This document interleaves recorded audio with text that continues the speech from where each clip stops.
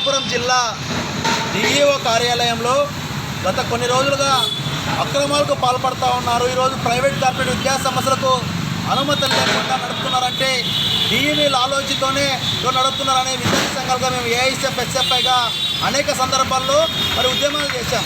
కానీ విద్యాశాఖ అధికారులపైన రాష్ట్ర ప్రభుత్వం కానీ జిల్లా ఉన్నత స్థాయి అధికారులు కానీ స్పందించలేదు, చర్యలు తీసుకోలేదు.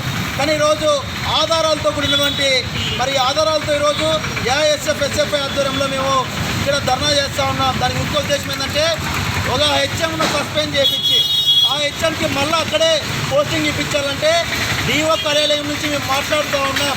నువ్వు 40,000 రూపాయలు 50,000 రూపాయలు మాకు ఫోన్పేకి పోయి నేను ఇక్కడ ఆఫీస్ ఇన్ఛార్జ్ ఏవోగా మాట్లాడుతున్నాను అనేసి ప్రశాంత్ కుమార్, సునీల్ కుమార్ అంటూ పేర్లు చెప్తూ డిఓ గారికి ఫోన్పే వేపిస్తే మేము పని చేపిస్తాం. జిల్లా కలెక్టర్ గంధం చంద్రగౌడ్ గారితో కూడా మేము మాట్లాడినాం, మీకు పోస్టింగ్ ఇప్పిస్తామని.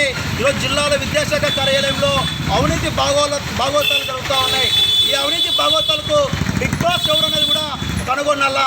ఎందుకనేసి ఏఐఎస్ఎఫ్ ఎస్ఎఫ్ఐగా డిమాండ్ చేస్తూ ఉన్నాం. ఒకటే, ఈరోజు డిఓ కార్యాలయంలో న్యాయ విచారణ జరిపించాలా.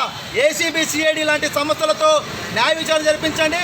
ఈరోజు ఏ స్కూళ్ళల్లో ఫైళ్ళు, ప్రైవేట్ స్కూళ్ళ ఫైళ్ళు ఇక్కడ చలామణి అంటే మూవ్ కావాలన్నా, ఈరోజు 10th క్లాస్ విద్యార్థులకు నామినల్ రోల్స్ పెట్టాలన్నా ప్రతి ఫైల్కి కూడా డబ్బు లేనిదే ఈరోజు డిఓ కార్యాలయంలో కదలలేని పరిస్థితి. ఏ ఒక్క పని జరగాలన్నా కూడా డబ్బులతో కాసులకు కకృతి పడి ఈరోజు డిఓ కార్యాలయంలో పనిచేస్తున్నారు. ఈ కాసులకు ఎవరైతే కకృతి పడుతున్నారో వారిపైన చర్యలు తీసుకోవాలా. దీనిపైన అంతా కూడా డిఓ గారి హస్తం ఉందని కూడా మేము అనుమానం వ్యక్తం చేస్తూ ఉన్నాం. ఆ అనుమానాన్ని వ్యక్తం చేసేస్తా అంటే మీరు ఖచ్చితంగా విచారణ జరిపించండి.